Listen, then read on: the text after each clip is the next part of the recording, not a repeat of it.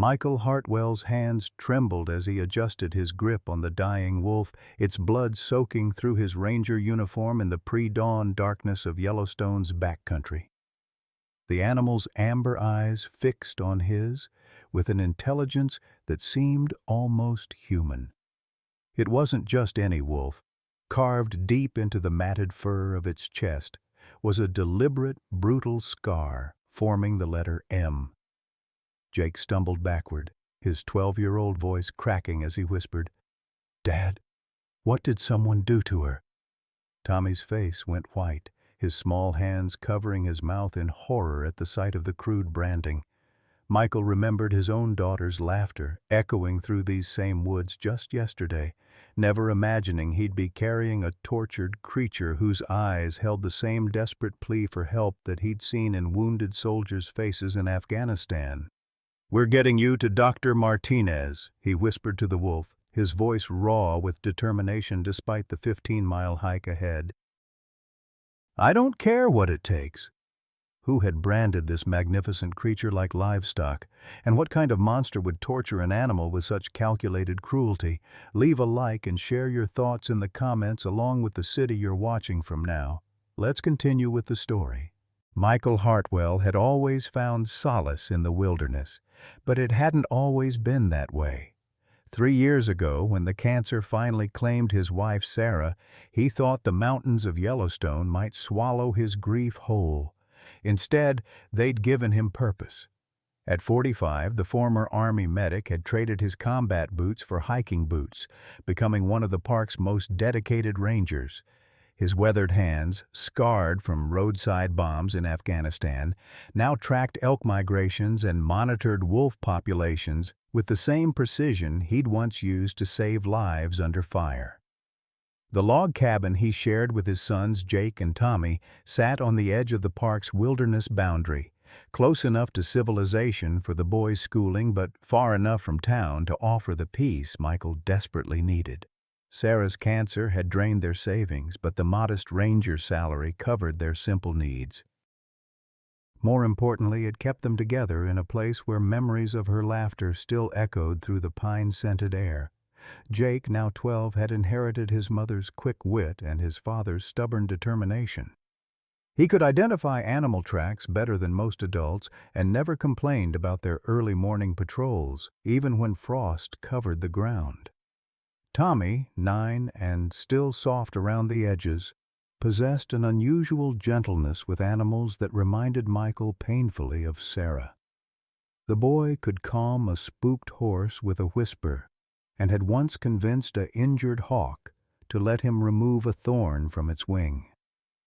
The three of them had developed their own rhythms in the years since Sarah's death. Weekend mornings meant patrol routes together, Michael teaching his sons to read the wilderness like a book. They'd learned to spot the subtle signs of poachers, the territorial markings of mountain lions, and the migration patterns that kept Yellowstone's ecosystem in delicate balance. These expeditions served a dual purpose. They were Michael's way of ensuring his boys understood the natural world that had become their sanctuary, and they kept the family unit strong when grief threatened to pull them apart. Michael's military training had prepared him for many things, but nothing had prepared him for single parenthood. Some nights, when the boys were asleep, he'd sit on the porch and wonder if Sarah would approve of the choices he'd made. Moving them away from their grandmother in Billings, homeschooling them during winter months when the roads became impassable, teaching them to shoot and hunt and survive in conditions that would challenge grown men. But then morning would come, and Jake would emerge from his room already dressed for patrol, and Tommy would pack their lunch with the same meticulous care Sarah had once shown. In these moments, Michael knew they were exactly where they belonged. The wilderness demanded respect, but it also offered healing. Every sunrise over the Absaroka Range reminded him that beauty persisted even after devastating loss. This morning, like so many others, they'd set out before dawn to check the northern boundary trails. None of them expected to find something that would challenge everything Michael believed about the balance between civilization and the wild. The morning mist clung to the valley floor as Michael led his sons along the familiar deer trail that wound through the aspen groves. October in Yellowstone painted the landscape in brilliant golds and russets, but today the beauty felt muted under an overcast sky that promised rain. Jake walked behind his father with the easy confidence of someone who'd spent half his life navigating these paths, while Tommy brought up the rear, occasionally stopping to examine interesting rocks or fallen leaves. They were checking the northern boundary markers when Tommy's voice cut through the morning stillness. "Dad, do you hear that?" The 9-year-old had stopped completely, his head tilted toward a dense thicket of serviceberry bushes about 50 yards off the main trail. Michael raised his hand for silence, straining to listen. At first, he heard only the whisper of wind through dying leaves and the distant call of a red-tailed hawk. Then it came again, a low, rhythmic whimpering that made his blood run cold. It was the sound of an animal in agony, trying desperately to stay quiet despite unbearable pain. "Stay behind me," Michael instructed, pulling his service radio from his belt to check the signal. 2 bars, not great, but enough for emergency contact if needed. He motioned for the boys to follow as he pushed through the underbrush, following the heartbreaking sounds. What they found in the small clearing beyond the thicket would haunt Michael for the rest of his life. A wolf-like animal lay trapped in a massive steel leg-hold trap, the kind that had been banned in most states for decades due to their cruelty. But this wasn't just any trap. It was a modified version, designed to cause maximum damage while keeping the animal alive. The creature's right front paw was mangled beyond recognition, blood pooling in the fallen leaves beneath it. "Jesus Christ," Michael whispered, then immediately regretted the words in front of his sons. But Jake and Tommy had already seen enough to understand the gravity of the situation. The animal was dying, slowly and deliberately, left here to suffer. As Michael approached cautiously, the wolf raised its head with tremendous effort. That's when he saw the eyes. Amber gold and filled with an intelligence that seemed almost human. This wasn't a pure wolf, he realized. The facial structure was slightly different, the ears a bit more pointed. A wolf-dog hybrid, probably bred in captivity and somehow escaped or been abandoned. But it was the marking on the animal's chest that made Michael's hands shake with rage. Carved deep into the flesh, barely healed and obviously intentional, was a crude letter M about 3 inches tall. Someone had branded this creature like livestock, marking it as property. "Dad," Jake's voice was barely a whisper. Someone did this on purpose. Tommy had moved closer despite his father's earlier warning, his young face twisted with compassion and fury. "We have to help her, Dad. We can't just leave her here." The animal watched them with wary resignation, too weak to growl or snap, but clearly expecting more cruelty from the humans who had found her. Michael could see infected wounds along her ribs and flanks, evidence of systematic abuse that went far beyond the trap. This wasn't random animal cruelty. This was organized, methodical torture. Michael knelt slowly beside the trap, speaking in the same calm voice he'd once used to comfort wounded soldiers. "Easy, girl. We're going to get you out of this." The wolf's ears flicked forward slightly at his tone, and for a moment the wariness in those amber eyes seemed to soften. Examining the trap mechanism, Michael felt his military training kick in. The device was spring-loaded and would require considerable force to open. Worse, the wolf's paw was so damaged that removing it would likely cause excruciating pain. But leaving her here meant certain death, and given the deliberate nature of her injuries, probably more torture when whoever had set this trap returned to check on their victim. "Jake, give me your jacket," Michael said, his decision made. Tommy, step back about 10 feet and keep watch for anyone coming up the trail. What are you going to do? Jake asked, already shrugging out of his heavy flannel shirt. I'm going to free her, and then we're going to carry her to Dr. Martinez's clinic. Michael wrapped Jake's jacket around his hands for protection. This is going to hurt her, and she might try to bite out of instinct. But we can't leave her here to die. The wolf seemed to understand their intentions. As Michael positioned himself over the trap, she laid her head down on her uninjured paw and closed her eyes, as if surrendering herself to whatever fate these strangers had planned for her. With a sharp, metallic snap, the trap's jaws opened. The wolf's entire body convulsed with pain, but she made no sound beyond a soft whimper that broke Michael's heart. Blood flowed freely from the mangled paw, and Michael quickly wrapped it in the cleanest cloth he could find.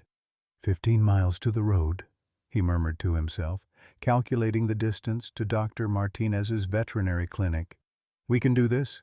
The 15-mile hike to Dr. Rebecca Martinez's veterinary clinic became a test of endurance that pushed Michael's military training to its limits. The wolf-dog hybrid, who couldn't have weighed less than 80 pounds, seemed to grow heavier with each passing mile. Her breathing had become increasingly labored, and the makeshift bandage around her mangled paw was already soaked through with blood. Jake and Tommy took turns carrying their father's ranger pack and the emergency medical supplies, their young faces etched with worry as they watched their father struggle with his burden. Every few hundred yards, Michael would stop to check the animal's pulse and breathing, whispering words of encouragement that seemed more for his own benefit than hers. "You're gonna make it, girl," he murmured during one of these brief rests, his own breathing ragged from exertion. "We didn't find you just to let you die on us now." By the time they reached the outskirts of Gardner, Montana, Michael's uniform was stained with blood and sweat, and his arms felt like they might give out at any moment. The wolf had lost consciousness twice during the journey, each time causing Michael to quicken his pace despite his exhaustion. Dr. Martinez's clinic sat on the edge of town, a modest building that served the rural community's pets and livestock. When Michael kicked at the front door with his boot, calling out for help, Dr. Martinez herself appeared within seconds, her dark hair pulled back in a hasty ponytail and her scrubs already stained from morning surgeries. "Michael, what in God's name?" She stopped mid-sentence when she saw the animal in his arms. "Is that a wolf?" "Wolf-dog hybrid, I think," Michael gasped, carrying his burden toward the examination room. "Found her in an illegal trap. She's been tortured, Rebecca." Someone carved a letter into her chest. Dr. Martinez had been practicing veterinary medicine for 15 years, but even she wasn't prepared for what she discovered when Michael laid the animal on her examination table. The crude M branded into the creature's chest was just the beginning. Under the matted fur, she found evidence of systematic abuse. Old scars from what looked like knife wounds, healed burns that could only have been intentional, and signs of malnutrition that suggested prolonged captivity. "This is beyond animal cruelty," she said, her voice tight with professional anger. "This is torture. Someone has been using this animal for something terrible." But it was her next discovery that changed everything. As she conducted a thorough examination, checking for internal injuries and broken bones, Dr. Martinez's expression shifted from concern to amazement. "Michael," she said quietly, her hands pausing over the animal's abdomen. "She's pregnant." The words hit Michael like a physical blow. He looked down at the unconscious wolf dog, seeing her now not just as a victim of human cruelty, but as a mother fighting to protect her unborn young. The stakes had just become infinitely higher. "How far along?" he asked. "About 6 weeks, I'd guess, maybe 7. Dr. Martinez continued her examination with renewed urgency. "The stress from the trap and the journey here could trigger premature labor. We need to stabilize her immediately." Jake and Tommy had been waiting in the clinic's small reception area, but they pressed their faces against the examination room's glass window, watching as Dr. Martinez worked to save the wolf dog's life. The IV fluids and pain medication seemed to help almost immediately. The animal's breathing became less labored, and some of the tension left her battered body. "Will she live?" Tommy asked when Dr. Martinez finally emerged from the examination room. "I think so," she said, pulling off her latex gloves. "But she's going to need weeks of care to fully recover. And those puppies—" She shook her head. "I'm not sure they'll survive if she goes into premature labor." Michael stared through the window at the sleeping wolf dog, his mind racing through the implications. Taking her home would be dangerous. Wolf-dog hybrids were unpredictable, and he had his sons to think about. But leaving her here or turning her over to animal control would likely mean a death sentence for both mother and pups.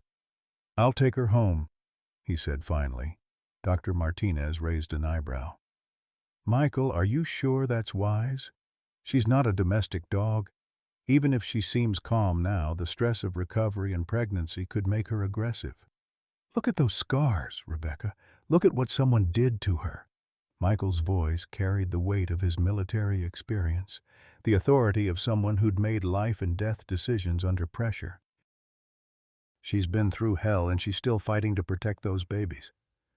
I'm not going to abandon her now." The drive back to Michael's cabin was tense. They'd borrowed Dr. Martinez's transport crate, but the wolf dog remained unconscious from the sedation. Jake and Tommy sat in the back seat, speaking in whispers as if afraid their voices might disturb the patient. "What are we going to tell people?" Jake asked. "When they find out we're keeping a wolf?" Michael had been wondering the same thing. Word would spread quickly in their small community, and not everyone would understand his decision. Some would call it reckless, dangerous even. Others might demand that animal control intervene. "We tell them the truth," he said finally. "We found an animal that needed help and we helped her. Whatever else happens, we deal with it as it comes." By the time they reached home, the wolf dog was beginning to stir. Michael converted his garage into a makeshift recovery room, laying out blankets and setting up food and water bowls. As he gently transferred her from the crate to her new temporary home, she opened those remarkable amber eyes and looked directly at him. For a moment, neither human nor animal moved. Then, incredibly, the wolf dog lifted her head slightly and licked Michael's hand, a gesture so gentle and trusting that it brought tears to his eyes.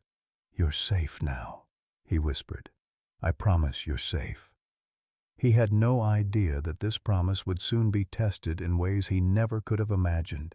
The first week of Luna's recovery passed in a careful dance of trust and healing. Michael had named her Luna after her unusual silver-blue eyes that seemed to reflect moonlight even in daylight. She remained in the converted garage, surrounded by soft blankets and monitored constantly by the Hartwell family. What struck Michael most profoundly was her remarkable gentleness. Despite her size and wild heritage, Luna showed no aggression toward any of them. Jake and Tommy had become her devoted caretakers, taking turns sitting with her while she slept and bringing her small offerings of food. Tommy, with his natural way with animals, had been the first to earn a tail wag. Jake, more cautious but equally caring, had spent hours reading aloud to her, convinced that the sound of human voices would help her healing process.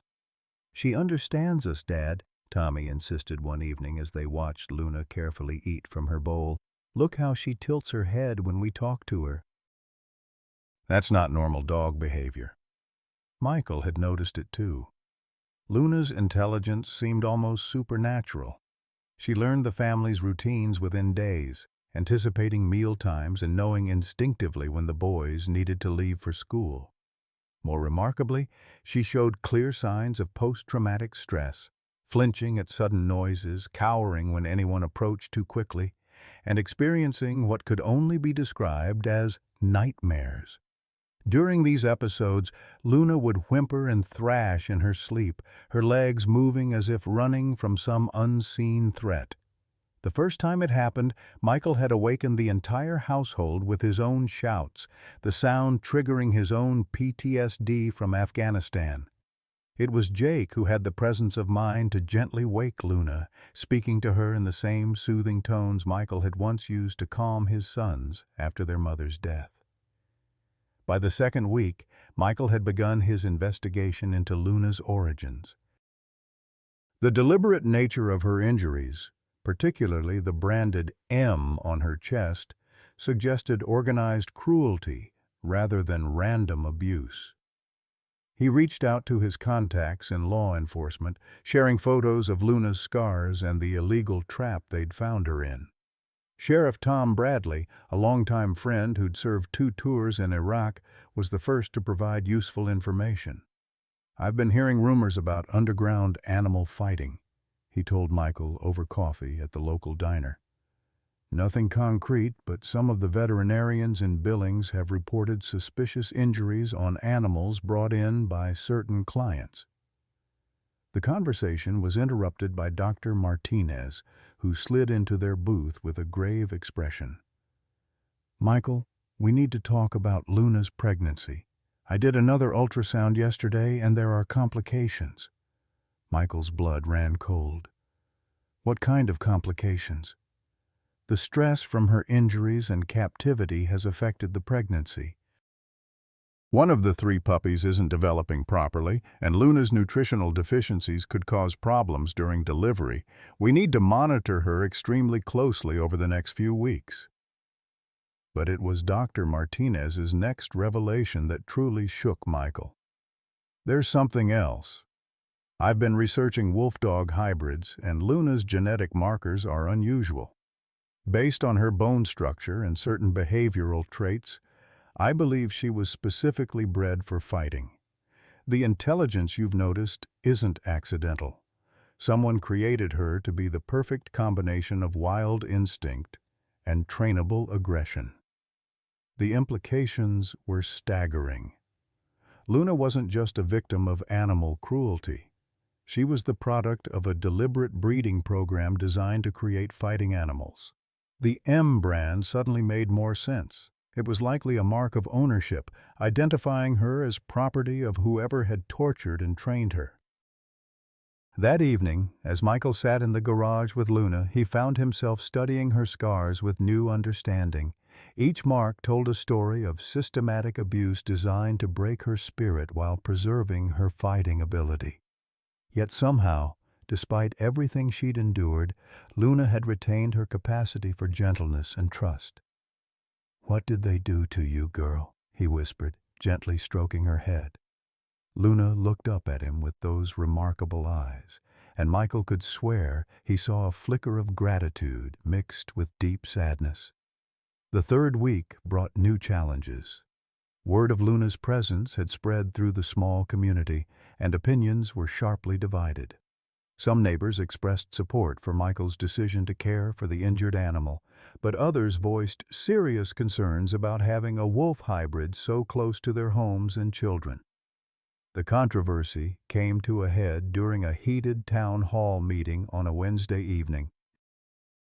Michael had reluctantly agreed to attend, bringing along Dr. Martinez to provide medical testimony about Luna's condition and temperament. "This isn't about being cruel to animals," argued Sandra Morrison, a local elementary school teacher whose backyard bordered the Hartwell property. "This is about public safety. Wolf-dog hybrids are unpredictable. What happens when those puppies are born? Are we going to have a pack of half-wild animals living in our neighborhood?"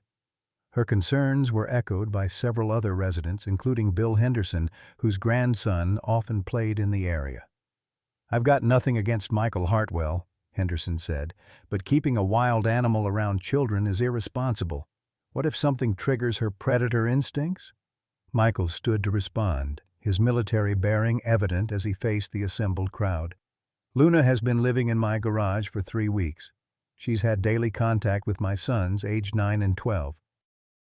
She's never shown the slightest sign of aggression. In fact, she's shown remarkable intelligence and gentleness despite the horrific abuse she's suffered. Dr. Martinez supported his testimony with medical evidence. Luna's behavioral assessments show no signs of aggressive tendencies. Her responses to stress are entirely defensive. She withdraws rather than attacks. Based on my professional experience, she poses no threat to this community. But the meeting took an unexpected turn when Sheriff Bradley stood up with new information. Folks, I think you need to hear what we've discovered about where this animal came from. We've been investigating illegal animal fighting operations in the region, and Luna's injuries are consistent with systematic training abuse. Someone has been breeding and torturing animals for profit, and this wolf dog was one of their victims. The room fell silent as the implications sank in. This wasn't just about one injured animal. It was about organized criminal activity that might still be operating in their area. The FBI has gotten involved, Sheriff Bradley continued. They're treating this as part of a larger investigation into interstate animal trafficking and illegal gambling operations. Luna isn't just a rescued animal, she's evidence in a federal case. Michael felt a chill run down his spine. If Luna was evidence in a federal investigation, what did that mean for her future? Would she be seized as evidence? Would his family lose the animal they'd grown to love? As if sensing his distress, Jake and Tommy, who had been sitting quietly in the back of the room, stood up together. Jake, despite his youth, spoke with remarkable composure. "Luna saved my life," he said, his voice carrying clearly through the room. "Not in some dramatic way, but by teaching me that healing is possible. My mom died 3 years ago, and I've been angry about it ever since. Watching Luna recover from what people did to her, it showed me that you can survive terrible things and still choose to be gentle." Tommy nodded beside his brother. "She's going to have babies soon. If you take her away, they might die. And she's already been hurt so much. Why would we want to hurt her more?" The room remained silent for a long moment. Then, unexpectedly, Sandra Morrison stood up again. "I'd like to revise my earlier statement," she said. "If this animal is evidence in a criminal case, then protecting her is a matter of justice, not just compassion. I think we should support the Hartwells in caring for her until this investigation is complete." One by one, other community members began to express similar sentiments. What had started as opposition to harboring a dangerous animal gradually transformed into community support for protecting a key witness in a criminal investigation. But as the meeting concluded and people began filing out, Michael noticed a man in an expensive suit who had been sitting quietly in the back corner throughout the entire discussion. The stranger made no attempt to introduce himself or participate in the conversation, but Michael caught him taking photos of the crowd with his phone. Something about the man's presence felt wrong, predatory even. As Michael gathered his sons to leave, he made a mental note to mention the stranger to Sheriff Bradley. His military instincts, honed by years of combat experience, were telling him that Luna's past might not be as safely behind them as he'd hoped. That night, as Michael checked on Luna before bed, he found her unusually restless. She kept looking toward the garage door. Her ears pricked forward as if listening for something only she could hear. Her pregnancy was beginning to show more obviously now, her sides rounded with the growing puppies. "What is it, girl?" Michael asked softly. "What's got you worried?" Luna looked up at him with those intelligent amber eyes, and for a moment Michael could have sworn she was trying to warn him about something. The feeling was so strong that he double-checked all the locks on the house before going to bed. He had no way of knowing that 300 miles away, in a converted warehouse outside Billings, a man named Dr. Richard Blackwood was studying surveillance photos of the town hall meeting and planning his next move to reclaim his lost property. The fourth week brought an Indian summer to Yellowstone, with temperatures climbing unexpectedly into the 70s despite the October date. Jake and Tommy had convinced their father to let them explore the creek bed behind their property, a favorite spot where they'd spent countless hours with their mother before her illness. Michael agreed, but only after extracting promises that they'd stay within shouting distance and return before dark.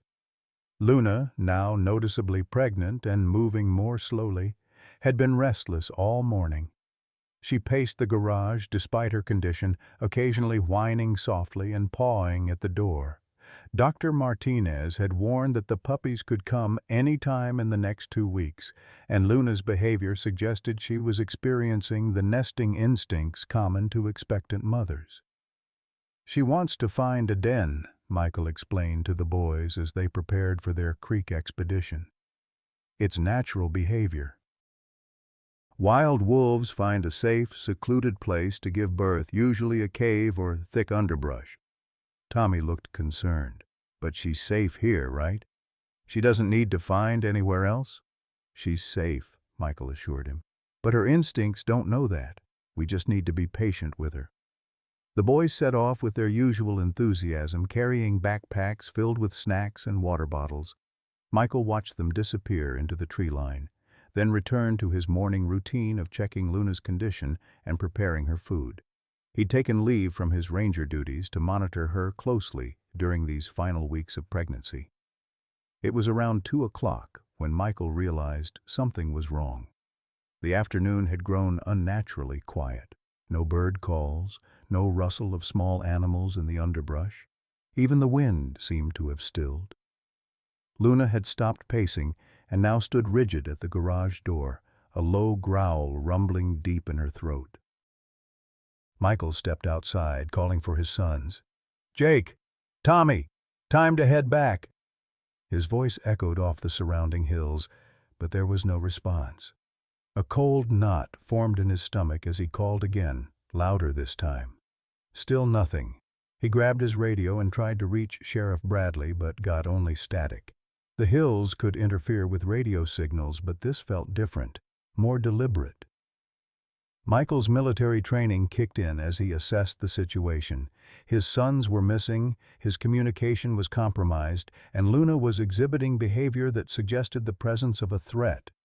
Moving quickly but quietly, Michael retrieved his service weapon from the locked gun safe and checked the magazine. He'd hoped never to use it outside of his law enforcement duties, but his family's safety came first. Luna's growling had intensified, and she was now scratching frantically at the garage door. "Stay here, girl," Michael whispered, though every instinct told him that Luna's agitation was connected to whatever had happened to his sons. He slipped out of the garage and began following the path Jake and Tommy had taken toward the creek. The forest felt wrong. In his years as a ranger and his military service, Michael had developed a sixth sense for danger, and every nerve was screaming warnings. The normal sounds of afternoon wildlife were completely absent, as if something had frightened every living creature into hiding. He found their backpacks first, abandoned beside the creek about half a mile from the house. Both bags were undisturbed, still containing the snacks and water bottles the boys had packed. But there were no signs of a struggle, no indication of what had caused them to leave their supplies behind. "Jake! Tommy!" Michael's voice cracked with desperation. The echo came back hollow and empty. Then he heard it, a faint sound that made his blood freeze. It was Tommy's voice, high and frightened, calling out from somewhere deeper in the forest. But the words were unclear, distorted by distance and terrain. Michael began moving toward the sound, his weapon drawn and his senses hyper-alert. The terrain grew more difficult as he left the familiar creek path, climbing over fallen logs and pushing through dense undergrowth. His ranger training helped him move quietly, but every second felt like an eternity as his sons' voices grew fainter. The trail led him to a rocky outcropping about 2 miles from the house, an area he'd explored many times but never with this sense of urgency. The afternoon light was beginning to fade, and Michael realized with growing alarm that he might be facing a search and rescue situation that could stretch into the night. That's when he heard the vehicle engine. The sound was coming from the old logging road that ran parallel to the park boundary, a route that was supposed to be gated and restricted to official vehicles. Michael crept toward the sound, using the rocky terrain for cover, and peered down at the road through a gap in the trees. What he saw made his blood run cold. A large black SUV with tinted windows was parked on the logging road, its engine running. Two men in dark clothing stood beside the vehicle, and between them Michael could see his sons. Jake and Tommy were unharmed but clearly frightened. Their hands weren't bound, but the men flanking them made it clear they weren't free to leave. One of the men was speaking into a cell phone, his voice too low for Michael to make out the words. Michael's military training took over. He had a clear shot on both men from his position, but taking it would put his sons at risk. He needed to get closer, to understand the situation before acting. Moving carefully from tree to tree, he worked his way down the hillside until he was close enough to hear fragments of conversation. "Found them exactly where you said they'd be," one of the men was saying into his phone. "The wolf is at the house."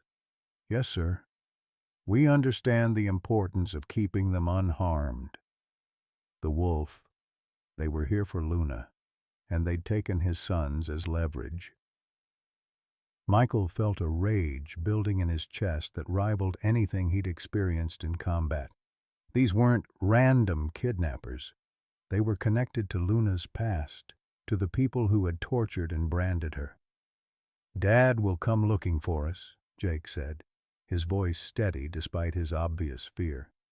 "He'll find us." One of the men chuckled. "We're counting on it, kid."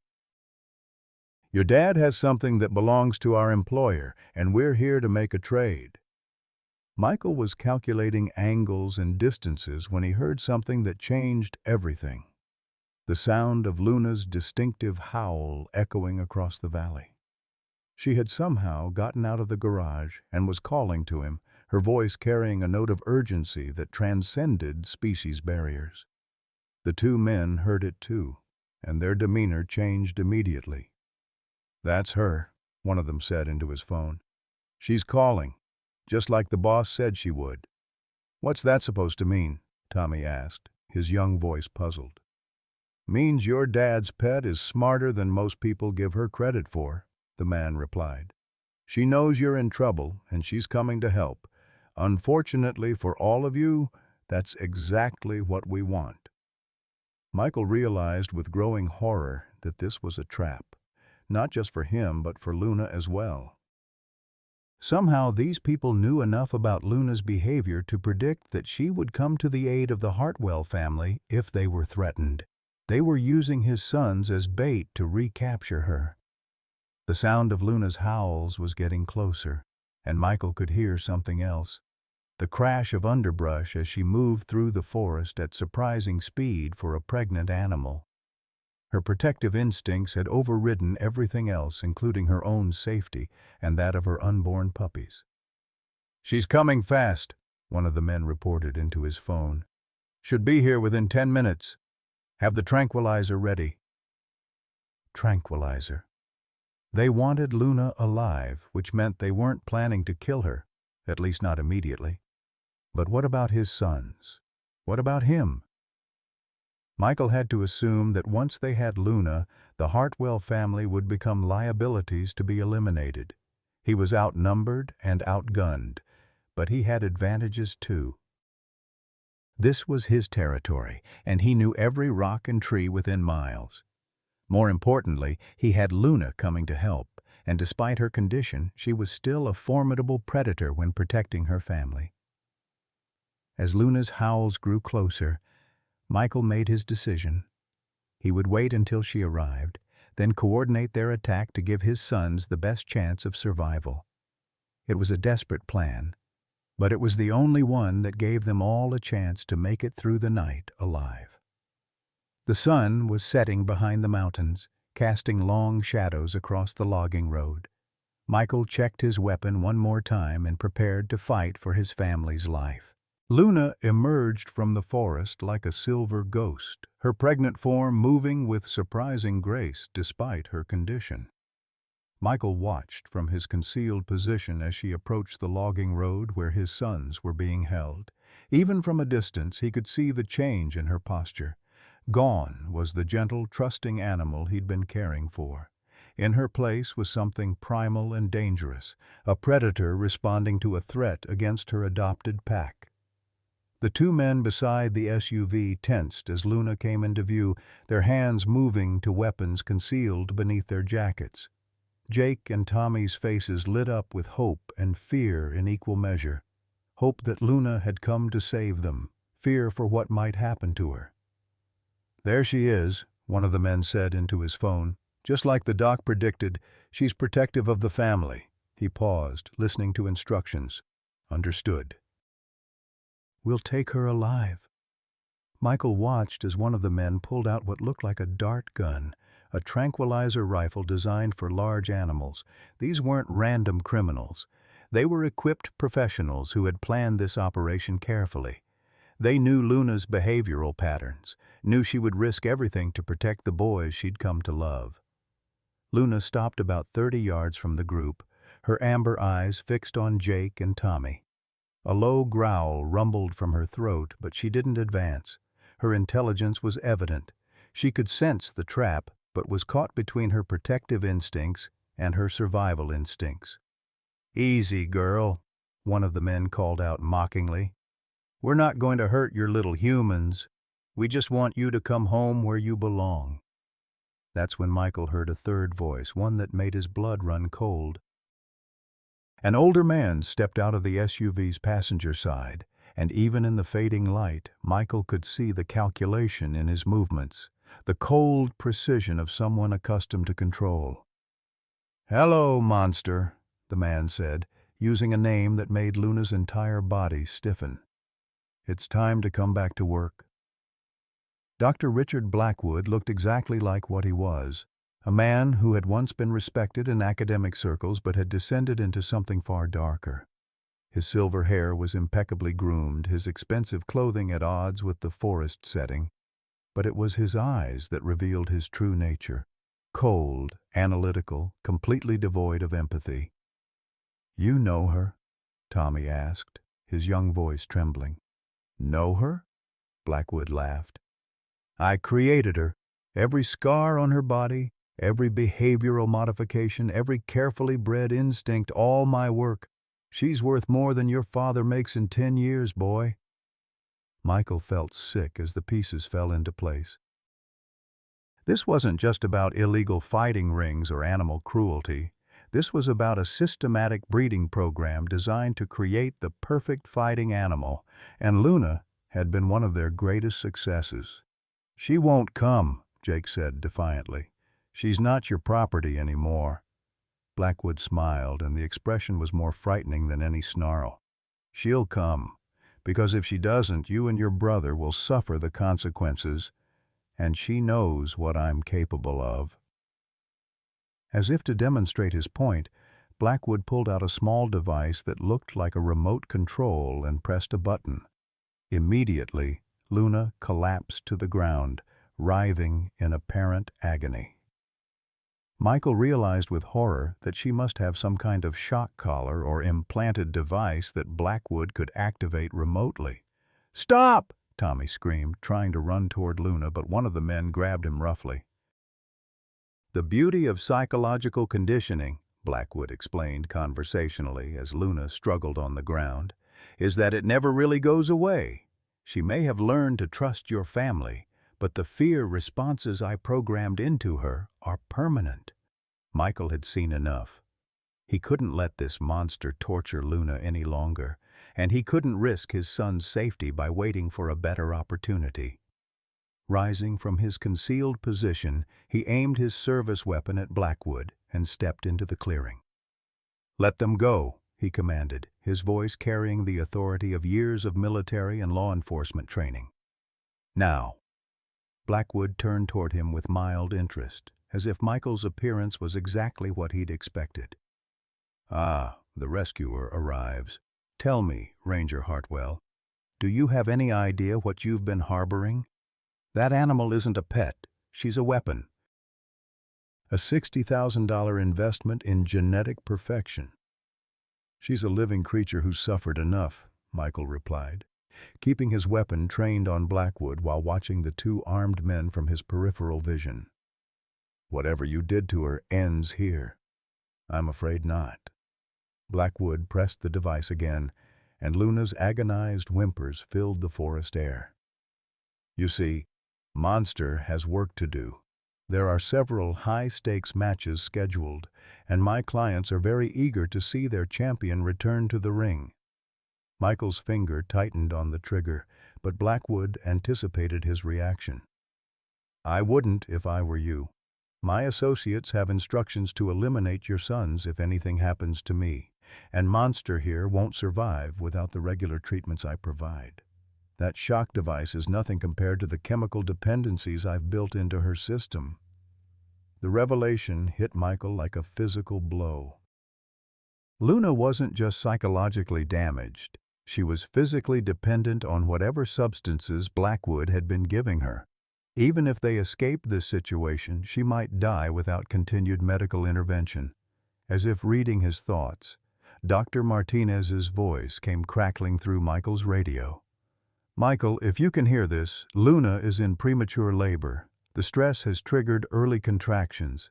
She needs immediate medical attention or she'll lose the puppies. Everyone in the clearing heard the transmission. Luna was indeed showing signs of distress that went beyond the shock device's effects. Her breathing was labored, and she was making soft, whining sounds that Michael had learned to associate with pain during her recovery. Well, Blackwood said with clinical detachment, this is an unexpected complication. The puppies weren't part of the plan, but they could prove valuable if they inherit their mother's enhanced traits. The callousness of the statement broke something inside Michael. This man was discussing Luna's unborn children like laboratory specimens, calculating their monetary value while she suffered on the ground before them. You're insane, Michael said quietly. I'm a businessman, Blackwood corrected. I saw an opportunity to improve upon nature's design and created a superior product. The fact that it required some unpleasant conditioning is irrelevant. Luna suddenly stopped writhing and lifted her head, looking directly at Michael. Despite her pain, despite the terror that Blackwood's presence had triggered, her amber eyes held something that looked like determination. She was trying to tell him something, to communicate in the wordless way they'd developed during her recovery. Then Michael understood. Luna wasn't just being tortured by the shock device. She was using the opportunity to get closer to the group while they were distracted by his arrival. Despite her pregnancy, despite her conditioning, she was planning to fight. The remarkable thing about apex predators, Blackwood continued, apparently oblivious to Luna's positioning, is that they never truly forget their purpose. She may have played house with your family for a few weeks, but when faced with real conflict, her training will reassert itself. He was wrong.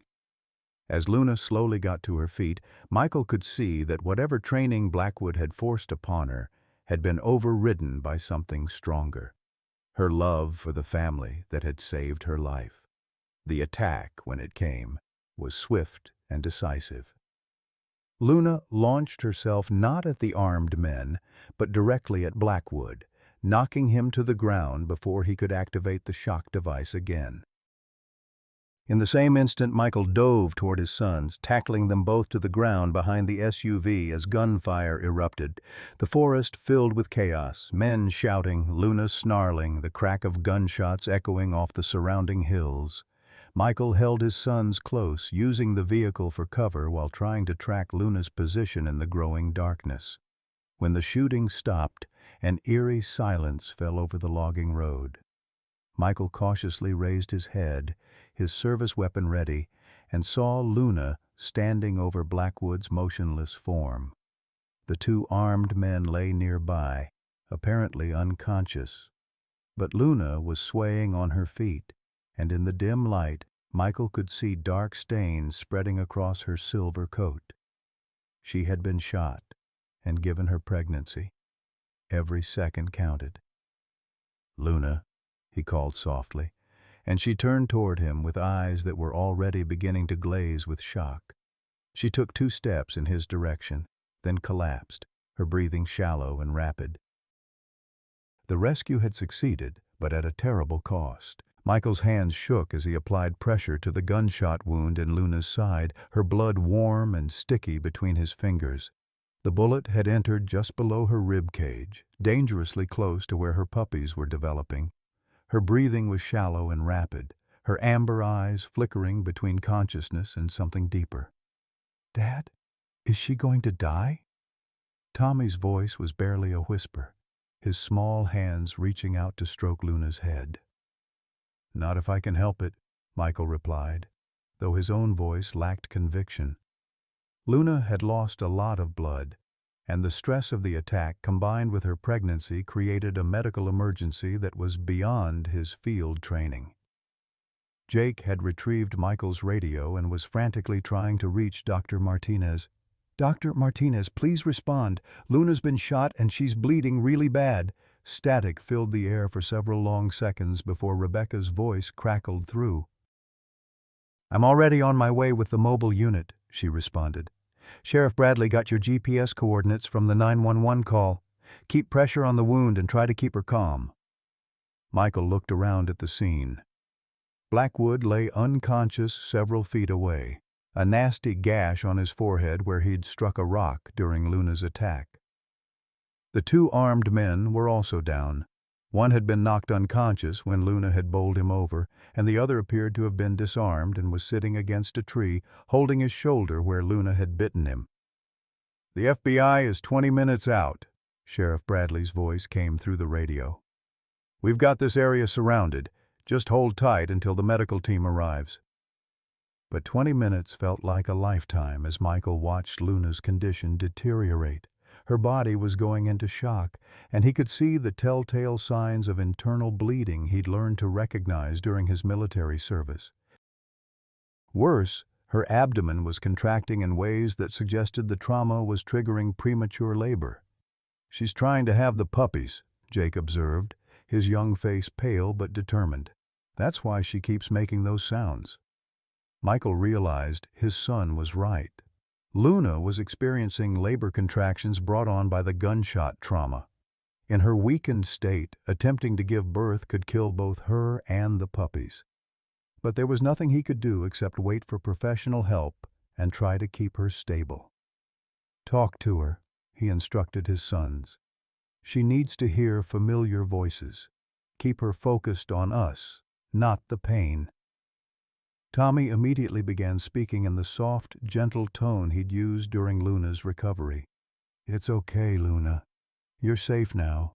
The bad man can't hurt you anymore. Dr. Martinez is coming to help you." Jake joined in, his voice cracking with emotion. "You saved us, girl. Just like we saved you. We're a family, remember?" Families don't give up on each other. As if responding to their voices, Luna's eyes focused more clearly on the boys. She tried to lift her head, and Michael could see her fighting against the shock and blood loss to stay conscious. Her tongue briefly touched Tommy's hand in what might have been an attempt at reassurance. The sound of approaching vehicles broke through the forest quiet. Dr. Martinez arrived first in her mobile veterinary unit, followed closely by Sheriff Bradley and 2 paramedics. The scene erupted into controlled chaos as medical professionals took over Luna's care. "She's in hemorrhagic shock," Dr. Martinez announced after a quick examination. "The bullet's still inside, but it doesn't appear to have hit any major organs. The real problem is that she's in active labor. I'm going to have to perform an emergency C-section here in the field." "Can you save them?" Michael asked. "Luna and the puppies? I'll do everything I can," Rebecca replied, already preparing her surgical equipment. "But you need to understand, the next few minutes will determine whether any of them survive." While Dr. Martinez worked to stabilize Luna, Sheriff Bradley was securing the scene. Blackwood had regained consciousness and was ranting about stolen property and legal rights, completely unaware that his criminal empire was collapsing around him. FBI agents were arriving to process what had become a federal crime scene involving interstate animal trafficking and kidnapping. Hartwell, one of the FBI agents, approached Michael. Agent Sarah Chen, Federal Wildlife Crimes Unit. We've been tracking Blackwood's operation for 18 months. Your wolf dog was the key to breaking this case wide open. Her name is Luna, Michael corrected automatically, his attention focused on the emergency surgery taking place on the forest floor. Luna, then, Agent Chen acknowledged. I need you to know that Blackwood's operation was massive. Underground fighting rings in 6 states with millions of dollars in illegal gambling revenue. Luna wasn't just a victim, she was their star performer. The conditioning she underwent was designed to make her the perfect fighting machine. Michael felt sick as the agent continued. But what's remarkable is how she's overcome that conditioning. The way she attacked Blackwood to protect your family, that's not trained behavior. That's genuine emotional attachment. In all our research on fighting animals, we've never seen psychological recovery like this. Dr. Martinez's voice cut through their conversation. I've got the first puppy. The tiny form in her hands was still and gray, but as she cleared its airways and stimulated its chest, it suddenly let out a small, weak cry. Is it alive? Tommy asked, peering over the surgical area. Barely, but yes, doctor. Martinez replied, handing the puppy to her assistant before returning to Luna's abdomen. 2 more to go. The second puppy emerged lifeless, despite Dr. Martinez's best efforts at resuscitation. Michael watched his sons' faces as they realized that not all of Luna's babies would survive. Jake put his arm around Tommy's shoulders, both boys learning harsh lessons about life and death in the same night they'd learned about human cruelty and animal loyalty. Third one's coming, Dr. Martinez announced. This puppy was larger than the others and appeared more developed. As Dr. Martinez cleared its airways, it immediately began crying lustily, its tiny paws paddling in the air. 2 survivors out of 3, she said, beginning to close Luna's surgical incision. That's actually better than I expected given the circumstances. But Luna herself remained in critical condition. The blood loss and surgical trauma had pushed her body to its limits, and her vital signs were dangerously unstable. Dr. Martinez worked quickly to stabilize her with IV fluids and blood-clotting agents, but her prognosis remained uncertain. We need to get her to the clinic immediately, Dr. Martinez said. She needs a full blood transfusion and intensive monitoring. Even then, she didn't finish the sentence, but Michael understood. Luna might not survive the night. As they loaded Luna into the mobile veterinary unit, Agent Chen pulled Michael aside. There's something else you need to know about Blackwood, his daughter's death, the one that supposedly motivated his hatred of wolves. It wasn't what he claimed. Michael looked up from where he was helping secure Luna's transport stretcher. What do you mean? 10 years ago, Emma Blackwood died in an animal attack. That part's true. But it wasn't a wild wolf that killed her. It was one of her father's early experimental subjects, a wolf-dog hybrid that had been subjected to the same conditioning techniques he later perfected. The attack happened in his private laboratory when the animal had a psychological breakdown from the abuse. The revelation hit Michael like a physical blow. You're saying Blackwood's daughter was killed by an animal he had tortured? Exactly. But instead of taking responsibility for his daughter's death, he blamed wild wolves and began his campaign of revenge against the entire species. Luna and hundreds of other animals suffered because Blackwood couldn't face the truth about what he'd done. As the convoy of vehicles made its way toward Dr. Martinez's clinic, Michael sat in the back of the veterinary unit with his sons, watching Luna's labored breathing. The 2 surviving puppies were in an incubator, their tiny forms barely visible beneath warming blankets. Will she make it, Dad? Jake asked quietly. Michael looked at his oldest son, seeing in his face the same mixture of hope and fear that had defined their lives since Sarah's death. "I don't know," he answered honestly, "but Luna's a fighter. She survived things that would have killed most animals. If anyone can pull through this, it's her." Tommy was gently stroking Luna's head, careful not to disturb the IV lines and monitoring equipment. "She saved us," he said simply. "Now we have to save her." As they raced through the Montana night toward an uncertain outcome, Michael realized that his family had been forever changed by their encounter with Luna. They had learned about cruelty and compassion, about the bonds that transcend species, and about the price of standing up for those who cannot defend themselves. Whether Luna survived or not, her impact on their lives would be permanent. She had taught them that love and loyalty could overcome even the most brutal conditioning, and that sometimes the greatest courage comes from choosing to trust again after betrayal. The clinic lights came into view ahead, and Michael silently prayed that it wasn't too late to save the animal who had already saved them in so many ways. The next 72 hours blurred together in a haze of medical procedures, legal interviews, and agonizing uncertainty. Luna clung to life in Dr. Martinez's intensive care unit, surrounded by monitors and IV drips that tracked her every heartbeat and breath. The two surviving puppies, now named Hope and Spirit by Jake and Tommy, remained in their incubator but were growing stronger each day.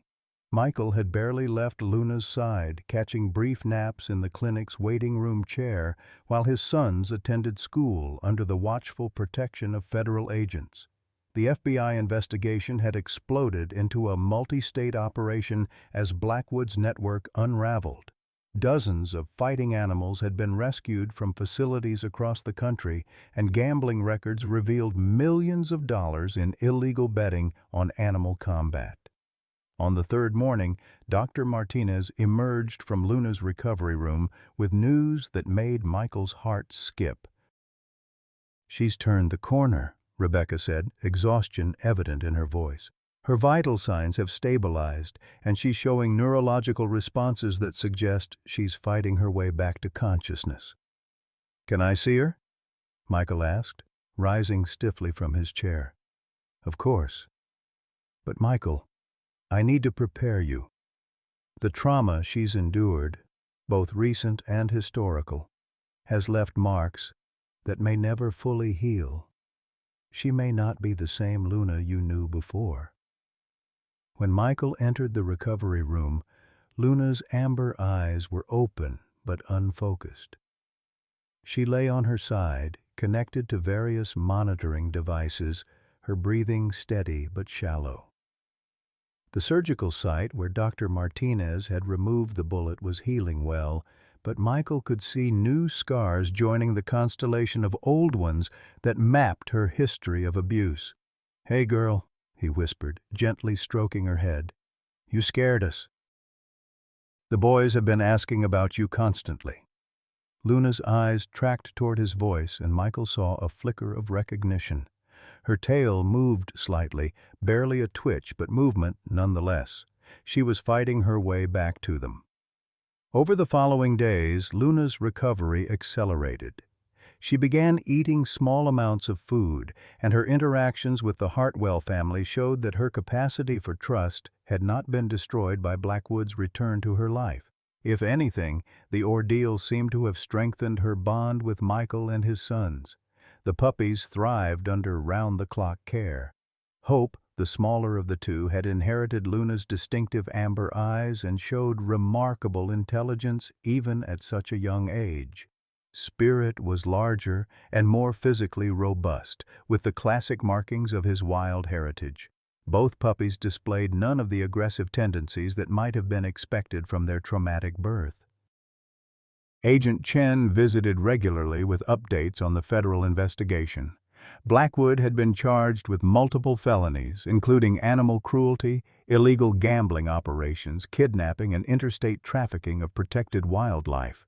The evidence against him was overwhelming, and he faced decades in federal prison. We've identified 47 animals that were directly harmed by Blackwood's operations, Agent Chen reported during one visit.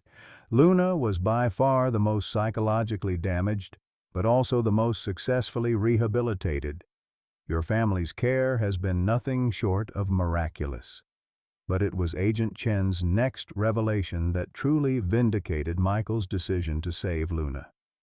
The forensic evidence from Blackwood's facilities has revealed something remarkable. Luna wasn't just a victim. She was actively trying to protect other animals in the fighting operation. Security footage shows her intervening when younger or weaker animals were being abused. She was trying to be their protector, even while being tortured herself. The news brought tears to Michael's eyes as he looked at Luna, who was now strong enough to sit up in her recovery bed. This animal, whom Blackwood had tried to turn into a weapon, had maintained her capacity for compassion even in the darkest circumstances. As Luna's physical recovery progressed, Dr. Martinez began addressing the psychological aspects of her trauma. "She's exhibiting signs of complex PTSD," she explained to Michael. The conditioning Blackwood used was sophisticated and cruel, designed to break her spirit while preserving her fighting ability. Recovery will be a long process. But Luna seemed determined to heal. She responded positively to behavioral therapy techniques, gradually overcoming her fear responses to sudden movements and loud noises. Most importantly, she showed no signs of aggression toward humans, even strangers. Whatever Blackwood had tried to make her into, Luna had chosen to remain the gentle, protective creature that had first licked Michael's hand in the forest. The legal proceedings moved swiftly. Blackwood's defense team tried to argue that Luna and the other animals were legally his property, but federal prosecutors presented overwhelming evidence of criminal activity. The judge ruled that all animals in Blackwood's operation were to be considered rescued victims rather than seized property, ensuring they could be placed in appropriate sanctuaries or with qualified caregivers. 3 weeks after the shooting, Luna was finally well enough to return home. The garage had been converted into a proper recovery space with soft bedding, temperature control, and easy access to the house. The 2 puppies came home as well, their eyes now open and their personalities beginning to emerge. The community response had been overwhelming. The initial controversy about harboring a dangerous animal had transformed into widespread support for the Hartwell family's courage in exposing a criminal network. Donations poured in to help with Luna's medical expenses, and several organizations offered to help establish a permanent sanctuary for rescued fighting animals. Jake and Tommy had become minor celebrities at school, their story of bravery and compassion inspiring classmates and teachers alike. But both boys remained focused on Luna's continued recovery, spending hours each day helping with her physical therapy and socialization. "She's teaching us as much as we're teaching her," Jake observed one evening as they watched Luna carefully interact with her puppies. "About forgiveness and second chances." Tommy nodded seriously. "Mom always said that love was the strongest thing in the world. Luna proves it's true." The mention of Sarah brought a familiar ache to Michael's chest, but also a sense of completion. His wife would have loved Luna, would have understood immediately why he'd risked everything to save her. In caring for this damaged creature, the Hartwell family had found a way to honor Sarah's memory while building something new and meaningful. Dr. Martinez's final evaluation of Luna was cautiously optimistic.